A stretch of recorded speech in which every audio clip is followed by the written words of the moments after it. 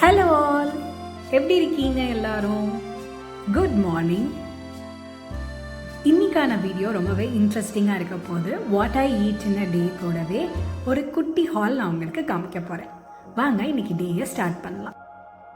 நான் எப்பவும் சொல்கிற மாதிரி தான் என்னோட மார்னிங்கை நான் இப்படி ஒரு பெரிய பாட்டில் ஆஃப் வாட்டரில் தான் ஆரம்பிப்பேன். காலையில் நிறையா தண்ணி குடிச்சிட்டு சன்லைட்லலாம் கொஞ்சம் நின்றுட்டு காலை கடன்லாம் முடிச்சதோடனே காலையில் பிரேக்ஃபாஸ்ட் பண்ணுறதுக்கு வந்தாச்சு. இன்னைக்கு எங்கள் வீட்டில் காலையில் கம்பு தோசை தான். அம்மா இந்த மாதிரி தோசை மாவு அரைக்கிறப்போ கூட கம்பையும் சேர்த்து அரைச்சிருவாங்க. அரிசியாக சாப்பிடாம இந்த மாதிரி சிறுதானியத்தையும் நீங்கள் அவங்களோட தோசையில் சேர்த்துக்கலாம். நான் தோசை சுடுறதுலலாம் எக்ஸ்பர்ட் இல்லைங்க. நான்லாம் முந்தி தோசை சுடுறப்போ இந்த ஸ்டவ்வை சுற்றி அவ்வளோ துகள்கள் இருக்கும். ஏன்னா நான் சரியாகவே எண்ணெய் ஊற்ற மாட்டேன். அதனால அது சரியாக தோசை வராமல் ஃபுல்லாக பிஞ்சு போய் ரொம்பவே துகள்களாக இருக்கும். அந்த இடத்த பார்த்தாலே கண்டுபிடிச்சிடலாம் நான் தான் இன்றைக்கி தோசை சுட்டிருக்கேன்னு. ஆனால் இப்போ கொஞ்சம் கொஞ்சமாக ட்ரை பண்ணி நல்லா தோசை சுட ஆரம்பிச்சிட்டேன். பிரேக்ஃபாஸ்ட் சர்வ் பண்ணிடலாமா? எண்ணெய் கம்மியாக விட்ட கம்பு தோசை கூடவே வறுத்தரைச்ச நிலக்கடலை பருப்பு சட்னியும் முளைக்கட்டின பாசிப்பருப்பும். இந்த நிலக்கடலை சட்னி இட்லி கூடலாம் ரொம்பவே டேஸ்ட்டாக இருக்குங்க.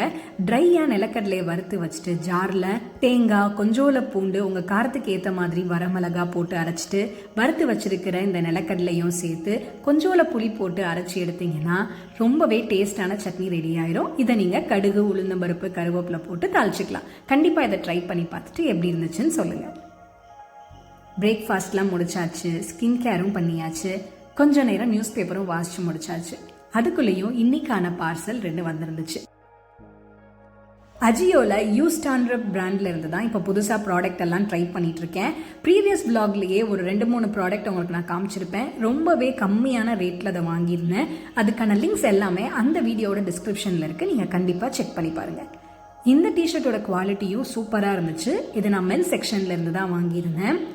குவாலிட்டிக்கு ஏற்ற மாதிரி ரொம்பவே பெஸ்ட் ப்ரைஸில் எனக்கு கிடைச்சிதுங்க. வெறும் 90 ரூபீஸ்க்கு தான் இந்த ஷர்ட்டை நான் வாங்கினேன். ஆனால் இதோட ஒரிஜினல் ப்ரைஸ் 300. ரொம்பவே லூஸ் ஃபிட்டாக சூப்பராக இருந்துச்சு.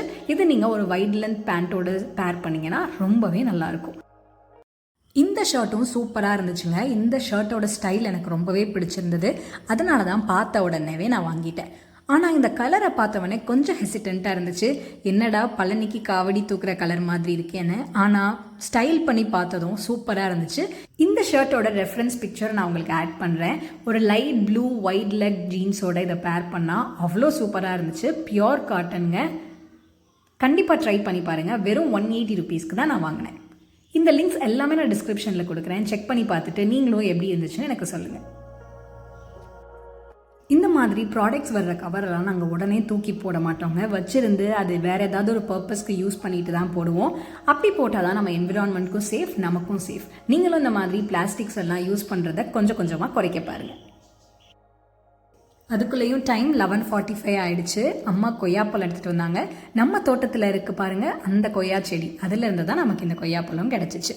கொஞ்சம் காயாக இருக்கிறப்பவே பறிச்சிருவோங்க. இல்லைனா அணில் ஃபுல்லாக சாப்பிட்ரும். இல்லைனா அதில் கொஞ்சம் பழுத்தாலே புழு வந்துடுது. நம்ம எந்த மருந்தும் சேர்க்கறது இல்லைல்ல, அதனால. அதுக்கப்புறம் லெமன் ஜூஸ் குடித்தேன். கொஞ்சோல உப்பு போட்டு வெறும் தண்ணி ஊற்றி தான்.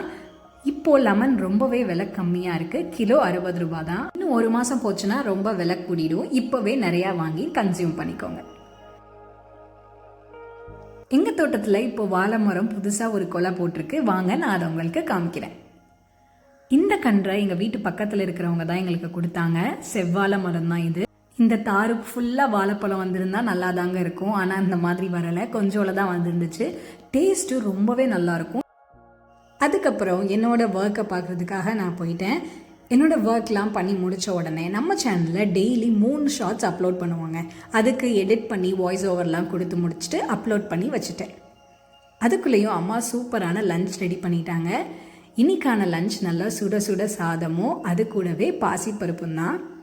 எங்கள் அம்மா பண்ணுற பாசிப்பருப்பு அவ்வளோ டேஸ்ட்டாக இருக்கும். கூடவே உருளைக்கிழங்கு. ரொம்ப நாள் கழிச்சு எங்கள் வீட்டில் உருளைக்கிழங்கு பண்ணுறோங்க. அதுவும் இந்த மாதிரி நறுக்கி பொரிக்கிறதெல்லாம் ரொம்பவே ரேர் தான். அது கூடவே பம்கின்னா இதை நல்லா புளி போட்டு அம்மா வச்சுருந்தாங்க. எப்பயும் போட இல்லாமல் இது கொஞ்சம் டிஃப்ரெண்ட்டாக இருந்துச்சு. சாதம், பருப்பு, உருளைக்கிழங்கு, பூசணிக்காய், அது கூடவே தயிர். இதுதான் என்னோட இன்னைக்கான லஞ்ச் காம்போ. நீங்கள் என்ன சாப்பிட்டீங்கன்னு சொல்லுங்கள். லஞ்ச் அப்போது நீங்கள் வேறு எதாவது எடுத்துப்பீங்க, ஸ்பெஷலாக வேறு எதாவது உங்கள் வீட்டில் இன்றைக்கி லஞ்ச் பண்ணியிருந்தீங்கன்னா அதையும் கமெண்ட் செக்ஷனில் சொல்லுங்கள். இப்போ சாப்பிட்றலாமா? நல்லா சூடான சாதத்தில் பாசி பருப்பும் நெய்யும் பிசைஞ்சு முதல் வாய் அவ்வளோ அமிர்தமாக இருக்கும். பருப்பும் நெய்யும் அடிச்சிக்கவே முடியாத ஒரு காம்பினேஷன்.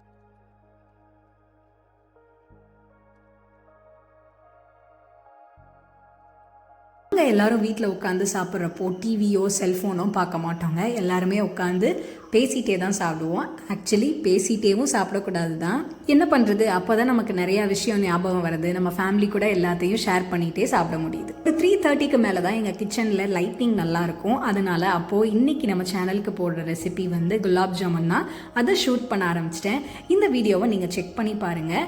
ஏற்கனவே அப்லோட் பண்ணியாச்சு. 4 நிமிஷம் வீடியோ தான். ஆனால் அதில் உங்களுக்கு நிறையா டிப்ஸ் அண்ட் ட்ரிக்ஸ் எல்லாம் சொல்லியிருப்பேன். கொஞ்சம் கூட விரிசலே இல்லாத குலாப் ஜாமுன் எப்படி பண்ணணும்னு ரொம்பவே டேஸ்ட்டாக வந்துருந்துச்சுங்க. சின்ன வயசுலேருந்து எங்கள் அம்மா குலாப் ஜாமுன் பண்ணி நான் பார்த்துருக்கேன்.